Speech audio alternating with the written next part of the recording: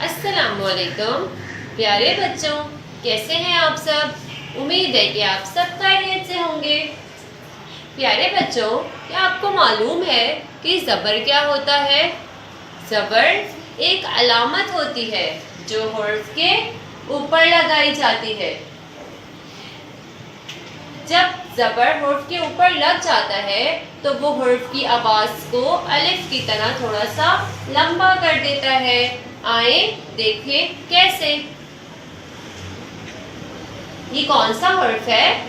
अलिफ। और अलिफ के ऊपर कौन सी अलामत है? ज़बर की। तो हम इसे कैसे पढ़ेंगे? आ। इसी तरह से ये कौन सा हर्फ है? बे। और बे के ऊपर कौन सी अलामत है? ज़बर की। तो हम इसे कैसे पढ़ेंगे? बा।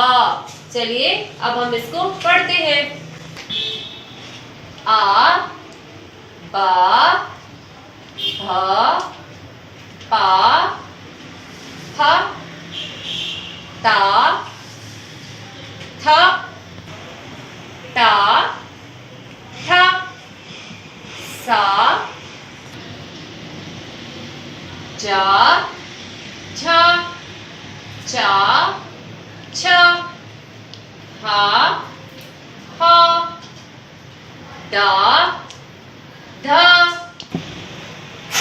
डा, ढा, जा, रा, रा, ड़ा, ड़ा, जा, या, सा, शा, सौ, ज़ौ, तौ, ज़ौ, आ, ग़ा, फ़ा, क़ा, का, का, गा, गा, ला, ला, मा, मा, ना, ना, वा, हा, आ, या। प्यारे बच्चों, आपको समझ में आया कि ज़बर की अलामत वाले हर्फ को कैसे पढ़ा जाता है। चलिए मेरे साथ एक दफा और दोहराइए। आ, बा, भ, पा, फ, ता, थ, टा, ठ, सा, जा, झ, चा, छ, हा, ह, दा, ध, डा, ढ। प्यारे बच्चों, आपको समझ में आया कि जिन हर्फ पर ज़बर की अलामत होती है उन्हें कैसे पढ़ा जाता है। चलिए अब हम उसको एक दफा फिर से दोहराते हैं। आ, बा, भ, पा, फ, ता, थ, टा, ठ, सा, जा, झ, चा, छ, हा, ह, दा, ध, डा, ढ, जा, रा, रा, ड़ा, ड़ा, जा, या, सा, शा, सौ,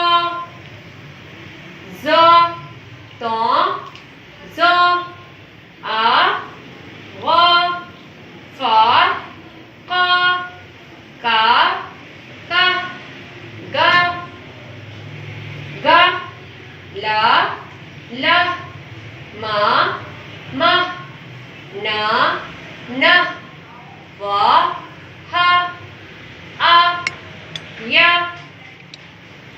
प्यारे बच्चों, मुझे उम्मीद है कि आपको ज़बर की अलामत वाले हर्फ की पढ़ाई अच्छी तरह से समझ में आ गई होगी। चलिए अब हम इसके इस सफ़े पे दी हुई मश्क को देखते हैं। प्यारे बच्चों, चलिए अब हम इसकी मश्क करते हैं। हुरूफ के ऊपर जबर लगाकर आवाज अदा करें। आपको याद है ना कि जबर कहाँ पर होता है? जबर की अलामत हुरूफ के ऊपर होती है। चलिए हम जबर की अलामत लगाते हैं। पहला हुरूफ कौन सा है? बे। जबर की अलामत कहाँ लगेगी? हुरूफ के ऊपर लगेगी। तो इसकी आवाज कैसे अदा करेंगे? बा। दूसरा हुरूफ कौन सा है? जीम। और जीम जबर की अलामत कहाँ लगेगी? जीम के ऊपर लगेगी। और इसकी आवाज कैसे अदा होगी? जा। अगला हुरूफ कौन सा है? काफ। काफ के ऊपर जब जबर की अलामत लगेगी तो काफ की आवाज क्या हो जाएगी? का। अगला हुरूफ कौन सा है? चे। चे के ऊपर जब जबर की अलामत लगेगी तो ये क्या बन जाएगा?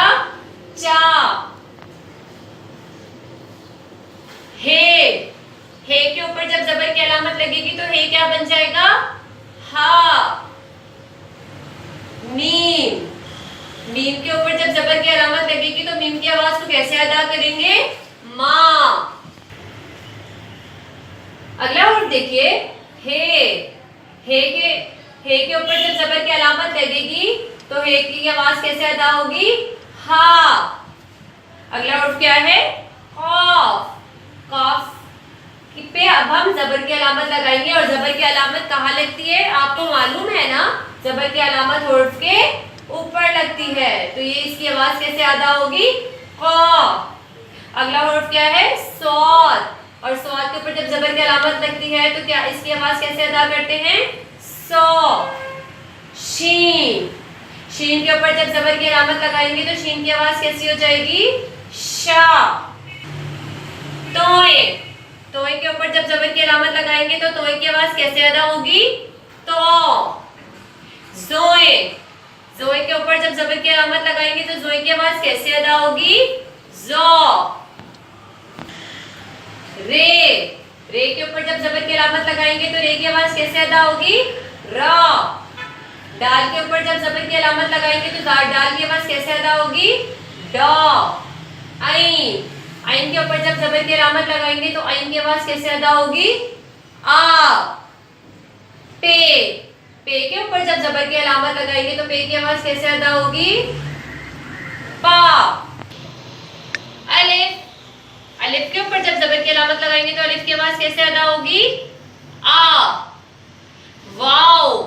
वाव के ऊपर जब जबर की अलामत लगेगी तो वाव की आवाज कैसे अदा होगी? वाह। प्यारे बच्चों, मुझे उम्मीद है कि आपको जबर की अलामत वाले हुरूफ अच्छी तरह से समझ में आ गए होंगे। अब इसी तरह से आपने किताब की इस मश्क को मुकम्मल करना है और उसकी तस्वीर खींच के मुझे भेजनी है ताकि मैं उसकी तस्वीर कर सकूं। जज़ाकल्लाह।